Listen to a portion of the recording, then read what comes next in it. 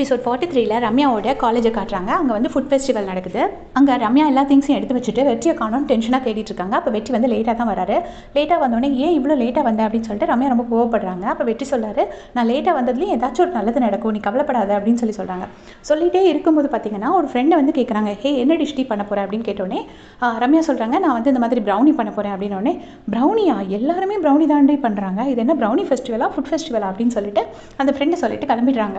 அப்போ வந்து ரம்யா ஐயோன்னு டென்ஷன் ஆகுறாங்க. அப்போ உடனே வெற்றி சொல்கிறாரு, சரி கவலைப்படாத, நான் சொன்னேன் பார்த்தியா, நான் சொன்ன மாதிரியே நல்லது நடந்துருச்சு. இப்போ நான் லேட்டாக வந்தனால தான் ப்ரௌனி தான் எல்லோரும் பண்ணுறாங்கிறது நமக்கு தெரிய வந்திருக்கு, நம்ம வேறு ஏதாவது புது டிஷ் பண்ணலாம், நீ கவலைப்படாத அப்படின்னு சொல்கிறாரு. சொல்லிவிட்டு பக்கத்தில் போயிட்டு என்ன பண்ணுறாருன்னா, ஒரு இலை, இந்த அழுகுக்கெல்லாம் வைக்கிற மாதிரி ஒரு இலை இருக்குது, அந்த இலையை பறிச்சுட்டு வராரு. பறிச்சுட்டு வந்து எங்கள் ஊரில் ஹிந்திக்கார பசங்கள்லாம் இதை வச்சு ஒரு டிஷ் பண்ணுவாங்க, அந்த டிஷ்ஷை நான் அவனுக்கு பண்ணித்தரேன், அது பேர் ஆலு வடி அப்படின்னு சொல்கிறாரு. உடனே ரம்யாவும் சரி என்னதான் பண்ண போகிற பார்ப்போம் அப்படிங்கிற மாதிரி நிற்கிறாங்க. இப்போது லாஸ்ட் எபிசோடில் ஐஷு வந்து விக்கிக்கு ஹெல்ப் பண்ணிப்பாங்கல்ல, ஸோ விக்கி வந்து தனியாக ஐஷு மீட் பண்ணி சாரி கேட்குறாங்க. உடனே ஐஷு வந்துட்டு, ஹே என்ன நீ சாரி எல்லாம் கேட்குற அப்படிங்கிற மாதிரி ஐஷு கொஞ்சம் கோவமாகவே பேசுகிறாங்க. அதுக்கு வந்து விக்கி சொல்கிறாரு, நான் இவ்வளோ தூரம் இறங்கி வந்திருக்கேன்ல, உனக்கு என்ன இன்னும் கோவம் அப்படின்னோடனே, ரொம்ப இறங்கிடாதப்பா அப்படின்னு சொல்லி திரும்பவும் கோவமாகவே பேசுகிறாங்க. அப்போ விக்கி கேட்குறாங்க, ஏன் இவ்வளோ கோவப்படுற அப்படின்னோடனே ஐஷு சொல்கிறாங்க, நீ என்னை விட பேணி தான் ரொம்ப பாதிக்கப்பட்டிருக்கா, அவளை நீ என்னெல்லாம் பாடப்படுத்தின தெரியுமா, அவள் சூசைட் அட்டெம்ப்ட் வரைக்கும் போயிட்டா, அது எதுவுமே தெரியாமல் நீ பாட்டு ஜாலியாக சுற்றிட்டு இருந்த அப்படின்னு சொல்லி திட்டுறாங்க. இதை கேட்டு அவருக்கு ரொம்பவே குற்ற உணர்ச்சியாக போச்சு. நேராக போய்ட்டு வேணியை பார்த்து பேசுகிறாரு.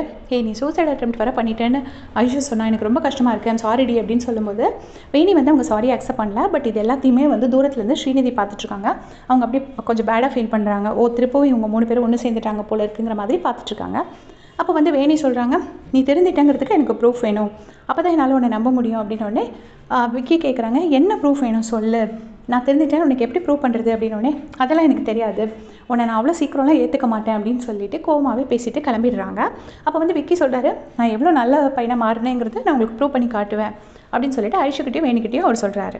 இப்போது ரம்யாவோட காலேஜை காட்டுறாங்க. அங்கே வந்து எல்லா டிஷ்ஷும் ரெடி பண்ணி முடிச்சிட்டாங்க. அப்போ தான் வந்து வெற்றிக்கு தெரிய வருது சீஃப் கெஸ்ட்டாக நெடுமாறன் தான் வர போகிறாருன்னு. இது கேட்டு அவர் ரொம்ப டென்ஷன் ஆகிறாரு. அப்போ ரம்யா சொல்கிறாங்க, அதை சொன்னால் நீ வந்திருக்கவே மாட்டேன், அதனால தான் நான் உங்ககிட்ட சொல்லவே இல்லை, நெடுமாறன் சார் தான் வராரு, பரவாயில்ல விட தைரியமான இல்லை அப்படின்னு சொல்கிறாங்க. ஆனால் வெற்றி வந்து பயந்துக்கிட்டு தனியாக போய் ஒழிஞ்சு நின்றுறாரு. நெடுமாறன் வந்து சாப்பிட்டு பார்த்துட்டு எல்லாருமே ப்ரௌனி பண்ணியிருக்கிறத பார்த்துட்டு செம்ம கடுப்பாயிடுறாரு. இது என்ன ப்ரௌனி ஃபெஸ்டிவல் அப்படின்னு சொல்லிட்டு செம்ம கோவமாகறாரு.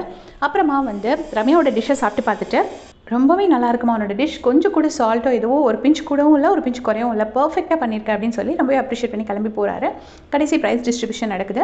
அப்போ வந்து ஃபஸ்ட்டு ரன்னரப்பை கூப்பிட்டு ஒரு சித்தார்த்துன்னு ஒரு பையனை கொடுத்துட்டு, அப்புறம் வின்னர் வந்து ரம்யான்னு சொல்லி கூப்பிட்டு சொல்கிறாரு.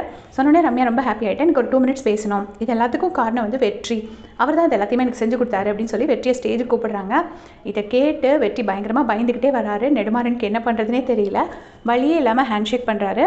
ஹேண்ட்ஷேக்கும் பண்ணிவிட்டு ரம்யாவுக்கு வந்து 3 months இன்டர்ன்ஷிப் நெடுமாறனோட கிச்சனில் ஆர்ஆர் ரெசார்ட்லேயே பண்ணுறதுக்கு ஒரு சான்ஸ் கொடுக்குறாரு. அதான் அவங்களுக்கு ப்ரைஸு, ஒரு ட்ராஃபியும் கொடுத்து இதையும் சொல்கிறாங்க.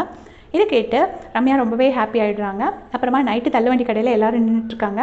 அப்போ வந்து ரம்யா சொல்கிறாங்க பாண்டிக்கிட்ட, இருந்தாலும் வெற்றி ஒரு செம்ம கெத்தான ஆள் தான், நெடுமாறன் கையாலே ப்ரைஸ் வாங்க வச்சுட்டாரு, நான் தான் ஃபஸ்ட்டு வாங்கியிருக்கேன் அப்படி இப்படின்னு சொல்லி நடந்த விஷயத்தெல்லாம் சொல்கிறாங்க. இதை கேட்டு அவங்க அம்மா பவானியும் ரொம்பவே ஹாப்பி ஆகுறாங்க.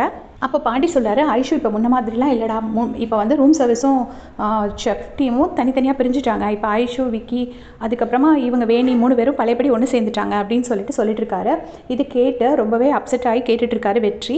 இதை பார்த்து ரம்யா என்ன பண்ணுறாங்கன்னா டக்குன்னு டாபிக் சேஞ்ச் பண்ணுறாங்க. அதாவது ஐஷு பற்றி வெற்றி எதுவும் நினைக்கக்கூடாது அப்படின்னு சொல்லிட்டு ரம்யா திங்க் பண்ணுறாங்க. அப்புறமா இங்கே ரூமில் வெற்றியும் பாண்டியும் டெய்லி ஒரு நாளாக வந்து கிராஸ் பண்ணிகிட்டே வராங்க. ஏன்னா 3 weeks சஸ்பென்ஷன் முடியறதுக்காக 2 பேரும் ரொம்ப ஆவலாக வெயிட் பண்ணிட்டுருக்காங்க. அந்த கேப்பில் வந்து வெற்றி நிறைய ஒர்க் அவுட் பண்ணுறாரு. பவானிக்காவும் கூப்பிட்டுட்டு ஒரு எக்ஸ்ட்ரா ஒரு போனஸ் கொடுக்குறாங்க வெற்றிக்கு. அப்போ வந்து வெற்றி, அக்கா பணம்லாம் வேண்டாம் அப்படின்னு சொன்னோடனே, டேய் நீ மட்டும் பணம் கொடுத்தா நான் வாங்கணும், நான் கொடுத்தா நீ வாங்க மாட்டியா அப்படின்னு சொல்லி திட்டுறாங்க. வெற்றியை வாங்கிக்கிறாரு. இன்னொரு பக்கம் ஐஷு பாட்டு பாடுறாங்க. அவங்க பாடும்போது அவங்களுக்கு மனசில் வெற்றியோட ஞாபகம் வந்தாலும் அதை தாண்டி அவங்க பாட்டு பாடுறாங்க. ஸோ இதோடு முடிச்சிருக்காங்க இந்த எபிசோட். அடுத்த எபிசோட மீட் பண்ணலாம். தேங்க்ஸ் ஃபார் வாட்சிங்.